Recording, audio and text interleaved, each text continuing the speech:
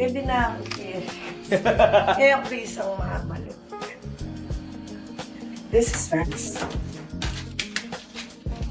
Sabi ko kaya, di ba? Madonna talagang. Kaya lang fully furnished siya kasi talaga. Wala yung option na finish mo. So, automatic. Deni po kasing kining Madonna Residences, medyo may luwalas na pong bagay ang floor Upgraded area. lang ang floor area. No? Pero kumbaga po, naman po makanta karaguling 164 lang po. Yung lot. Kari po 137. Kasi yung dagol na po ning lot area kini mira siya po gulot pag-akit may kanyan tang space na gulot. Pero kung floor area dito kumukuha dito. Pero kung price po kanyan medyo malawot na rin. 10. 10 to 14 niya po 10.4 kay yun, ma'am. kita sa 7.5. Tsaka naman na rin cabinets na yan.